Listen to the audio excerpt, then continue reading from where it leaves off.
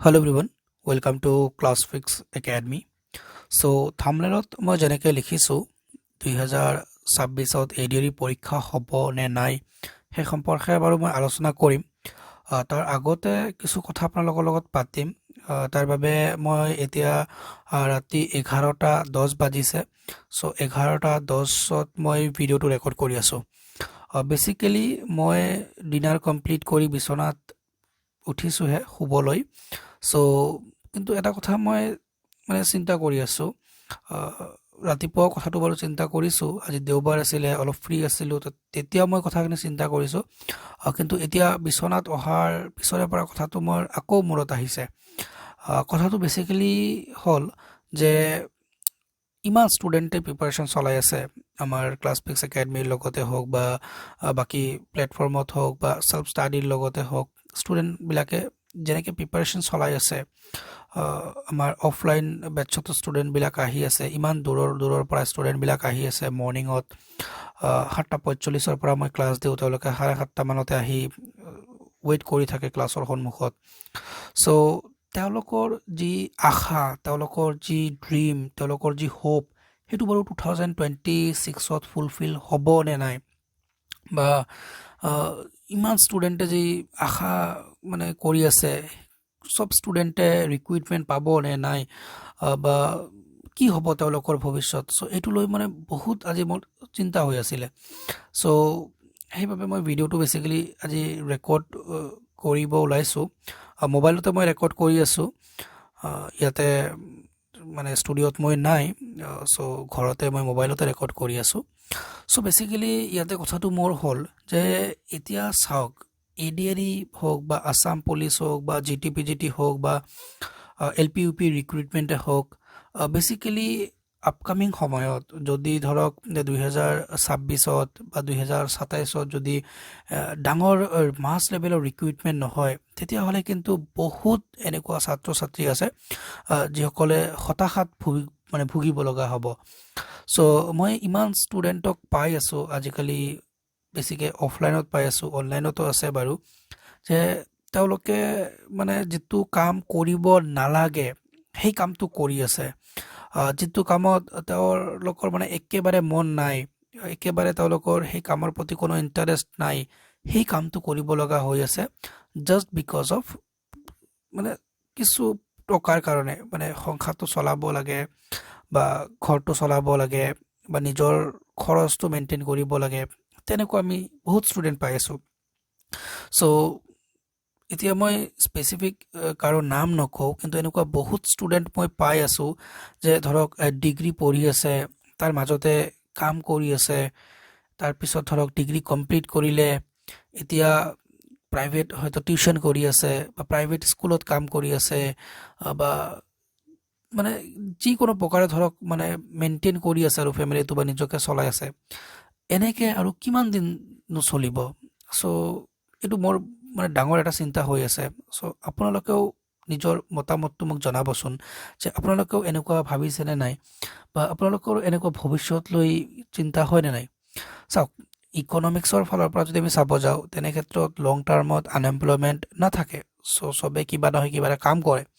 কিন্তু এই যি ইউথ আছে, যি অসমৰ যুৱচাম আছে, চ' এই ইউথে তেওঁলোকৰ যি পটেঞ্চিয়েল আছে, পটেঞ্চিয়েল হিচাপে তেওঁলোকে কামখিনি পাবনে, নে তেওঁলোকৰ পটেঞ্চিয়েল ৱেষ্ট হৈ যাব। মই বেচিকেলি অফলাইন ক্লাছত ইমান ভাল ভাল টেলেণ্টেড ল'ৰা পাওঁ বা বৰ্তমানো পাই আছোঁ, যে তেওঁলোকে যিকোনো ফিল্ডত বহুত ভাল কাম কৰিব পাৰিব, কিন্তু কেৱল তেওঁলোকে চৰকাৰী চাকৰি এটা ল'ম বুলি বা তেনেকুৱা অপৰচুনিটি পোৱা নাই বুলি তেওঁলোকে হয়তো প্ৰাইভেট টিউশ্যন কৰি আছে, বা কিবা ধৰক ডেলিভাৰী মেনৰ কাম কৰি আছে, বা কিবা ধৰক বেলেগ কোম্পানীৰ আণ্ডাৰত কাম কৰি আছে, কিন্তু তেওঁলোকৰ পটেঞ্চিয়েল বহুত বেছি। চ' এতিয়া মোৰ সেইটোৱে চিন্তা হৈছে যে এই 2 বছৰ বা 3 বছৰৰ ভিতৰত এই ল'ৰা ছোৱালীবিলাকক যদি চৰকাৰে সংস্থাপন নিদিয়ে, তেতিয়াহ'লে কিন্তু সেই ল'ৰা ছোৱালীবিলাক বহুত হতাশাত ভুগিব। এতিয়া বাৰু এনেকুৱা বহুত ষ্টুডেণ্ট আছে যিসকলে হতাশাত ভুগি আছে।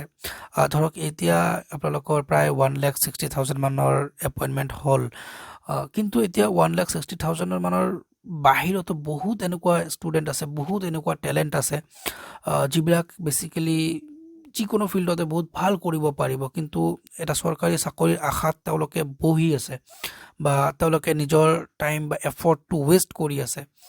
চ' এতিয়া মানে ৱেষ্ট বুলি ক'ব নে কি বুলি ক'ম মই ভাবিব পৰা নাই, কিন্তু ধৰক যিবিলাকে পাইছে সেইবিলাকতো ঠিক আছে বাৰু, কিন্তু যিবিলাকে পৰীক্ষা দিলে, বহুত টাইম দিলে, সেই ষ্টুডেণ্টবিলাকৰ কিন্তু টাইমটো এতিয়া মানে একজেক্টলি ৱেষ্ট বুলি ক'লে মই ঠিক হ'বনে নাই মই নাজানো, কিন্তু মানে একজেক্টলি তেওঁলোকে যেনেকৈ পাব লাগিছিল সেই তেনেকৈ পোৱা নাই।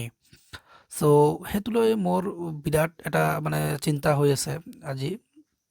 চ' এতিয়া মাননীয় মুখ্যমন্ত্ৰী ডাঙৰীয়ালৈ বা এইবেলি যি নতুন চৰকাৰ আহিব, সেই চৰকাৰক মোৰ বিশেষ অনুৰোধ থাকিব, আৰু মই বিচাৰিম যে আগন্তুক সময়ত খুব সোনকালে যাতে এই ইউথ বা যি আমাৰ যুৱচাম আছে আৰু তেওঁলোকৰ যি পটেনচিয়েল আছে, তেওঁলোকৰ যি টেলেণ্ট আছে, চ' সেই টেলেণ্টক যাতে আমি ৰাষ্ট্ৰৰ উন্নয়নত, আমাৰ ৰাজ্যৰ উন্নয়নত, আমাৰ দেশৰ উন্নয়নত ব্যৱহাৰ কৰিব পাৰোঁ, তাৰ বাবে নিশ্চয় চিন্তা কৰিব লাগে। আৰু যিটো মানে থাম্বনেইলত মই লিখিছিলোঁ 2026ত বেচিকেলি পৰীক্ষা হ'বনে নাই। চ' 2026ত পৰীক্ষা হোৱাৰ চান্স বহুত বেছি কম ADAR মই দেখা পাইছোঁ যিমান দূৰ, কাৰণ এতিয়ালৈকে কোনো অফিচিয়েল তেনেকুৱা নটিফিকেশ্যন বা এনাউন্সমেণ্ট অহা নাই। তো বেচিকেলি 2026ৰ হয়তো শেষৰ ফালে অনলাইন এপ্লিকেশ্যনটো ষ্টাৰ্ট হ'ব লাগে, অক্টোবৰ নৱেম্বৰৰ ফালে, কিন্তু পৰীক্ষা হোৱাৰ চান্সেছটো মই বহুত কম দেখা পাইছোঁ। অসম পুলিচৰ বাৰু ফিজিকেলটো ষ্টাৰ্ট হৈ যাব, চ' অসম পুলিচ, তাৰপিছত লগতে GTPGTৰ ষ্টুডেণ্টসকলে খুব ভালকৈ প্ৰিপাৰেশ্যন চলাব লাগে। আৰু যিমান ষ্টুডেণ্টে টিচিং জবত যাব বুলি ভাবিছে, মানে BEd আছে বা DLEd আছে, তেওঁলোকক মই স্পেচিয়েলি ক'ব বিচাৰোঁ যে CTETৰ পৰীক্ষাটো দিব লাগে। চ' CTETৰ পৰীক্ষাটো দিয়ক, আপোনালোকে ভালকৈ প্ৰিপাৰেশ্যন কৰক, আৰু চেণ্ট্ৰেল গভৰ্ণমেণ্টৰ এক্সামৰ অলপ প্ৰিপাৰেশ্যন কৰিব লাগে অসমৰ ছাত্ৰ ছাত্ৰীসকলে।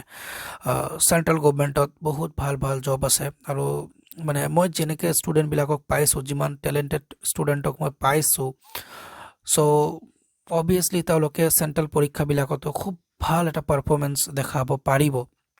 চ' সেই গতিকে মই ষ্টুডেণ্টবিলাকক জাষ্ট এইটোৱে ক'ব বিচাৰোঁ যে ADAR হ'ব বাৰু, ঠিক আছে, এতিয়া 26ত হয় নে 27ত হয় এইটো মানে এতিয়ালৈকে ঠিক হোৱা নাই, কিন্তু প্ৰিপাৰেশ্যনটো ভালকৈ চলাই থাকিব লাগে। আৰু মানে তোমালোকৰ বুলিয়ে কৈছোঁ, যিটো টেলেণ্ট আছে সেই টেলেণ্টটো যাতে ৱেষ্ট হৈ নাযায়, সেইটো যাতে মানে ব্যৱহাৰ কৰিব পৰা যায়, আৰু সেইটো যাতে তোমালোকে ব্যৱহাৰ কৰি কিনে এটা ভাল পজিশ্যনত নিজকে ষ্টেব্লিছ কৰিব পাৰা, মানে সেইটোৱে মই কামনা কৰিছোঁ। আৰু তাৰ বাবে চেণ্ট্ৰেল গভৰ্ণমেণ্টৰ যিবিলাক জব আছে সেইবিলাকৰ কাৰণে তোমালোকে ভালকৈ প্ৰিপাৰেশ্যন কৰা, UPSCৰ কাৰণে পঢ়া তোমালোকে, তাৰপিছত APSCৰ কাৰণে পঢ়া, তাৰ লগে লগে তোমালোকে SSCৰ পৰীক্ষাবিলাক দিয়া, SSC CGLৰ পৰীক্ষা দিয়া, CHSৰ পৰীক্ষা দিয়া, ঠিক আছে, তাৰপিছত RRBৰ পৰীক্ষাবিলাক দিয়া, CTETৰ পৰীক্ষা দিয়া। চ' এইবিলাক পৰীক্ষা তোমালোকৰ প্ৰতি বছৰে হয় আৰু খুব ধুনীয়াকৈ হয়, আৰু ইয়াতে তোমালোকৰ যিটো টেলেণ্ট আছে অসমৰ ল'ৰা ছোৱালীবিলাকৰ বা আমাৰ যি ল'ৰা ছোৱালীবিলাকৰ টেলেণ্ট আছে সেইটো ডেফিনেটলি তেওঁলোকে ইউটিলাইজ কৰিব পাৰিব বুলি মই ভাবোঁ। গতিকে মই জাষ্ট এইটোৱে ক'ব বিচাৰোঁ কনক্লুজনত, যে তোমালোকে মানে জাষ্ট ৱেইট কৰি নাথাকিবা যে এইটো আহিব তাৰপিছতে আমি পঢ়িম।